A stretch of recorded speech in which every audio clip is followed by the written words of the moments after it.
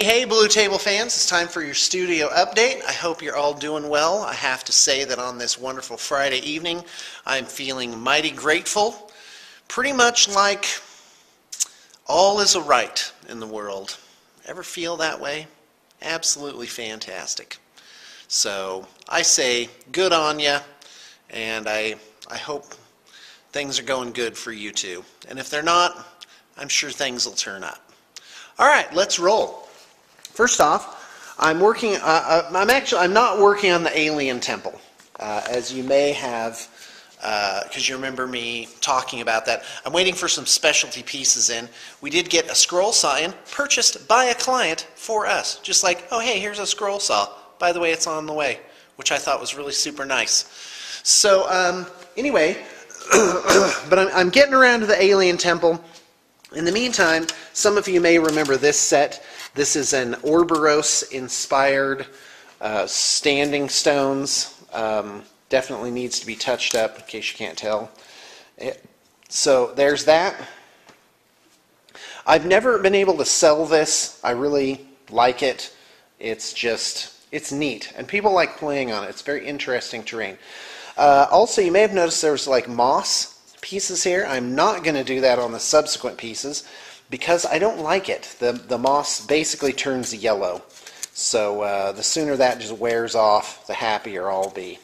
So anyway, what I wanted to do was take it all the way up to a dense board. So let me tell you what that looks like. You've got this type of thing here. I made a ton of them. In fact, okay, this is going to be like worst presentation ever. So I made a bunch of these standing stones. This is a slightly bigger one. I also included another element, which are these little urns, like, I don't know, sacrificial urns or something like that. Sacrificial, is that the word that I'm looking for? Offerings. All right, let's continue. My batteries died there. So yeah, I found 4 different types of these urn-shaped objects at the local craft shop. This medium urn, these larger ones, these would be about, in the game world, they'd be like 8 feet high. I mean, they're really substantive. And then 2 types of smaller urns. And yeah, really, these get sanded, then I break them up a little bit, like tear off little pieces to make them look worn. I really like this piece. This is a fallen stone. Now, normally I'd put gravel on here, texture, but I want them to have kind of this flat, swampy look, and in fact this is what they'll look like at the end. I went to the to the hardware store to get black house paint today, and they were taking forever and I just didn't have time for it, so I'm going tomorrow. So here's another one. And then, so instead of trees, I just have like these fallen, weirdy, sort of swampy trunk things. Oh, and with the urns, to get them to lay flat, I actually sanded them down on the bottom. I wanted to give an impression like, you know, things have been kind of sinking into the ground like this. Like a piece that's been slowly being consumed by the marsh. This is going to look a lot better painted. In fact, you already know what it's going to look like painted because you've seen the other pieces. As you can see, this is going to be pretty dense. My objective was to make something you could play Infinity on, like some kind of alien world. Oh, look at those steps. Let me tell you what those are for.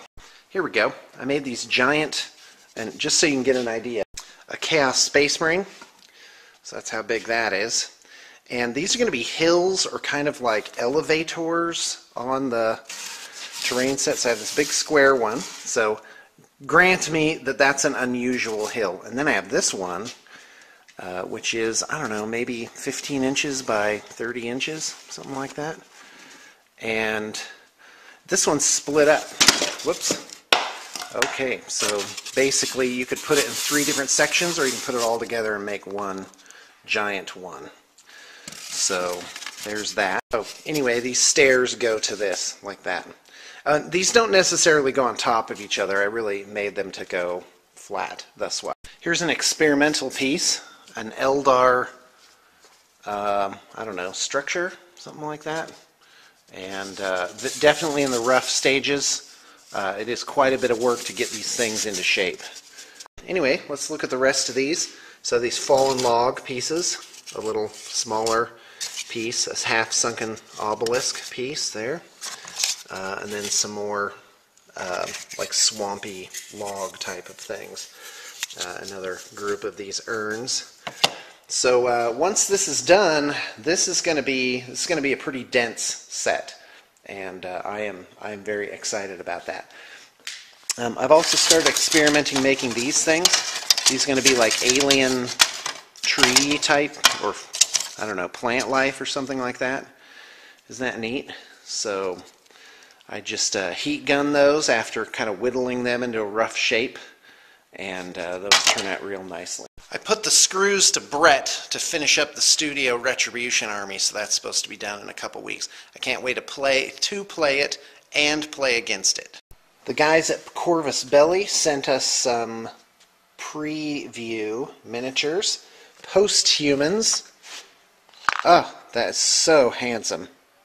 Fantastic. Tokusetsu Butai Al-Hawa unit. How many guys are in that? Oh, just one. And Zerat Special Missions regular. Awesome. So I wanted to talk a little bit more about the terrain that we're making.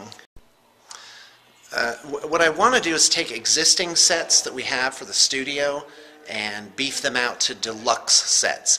And I'm also doing it with a mind to make them like sets can work with other sets. So like the pine trees.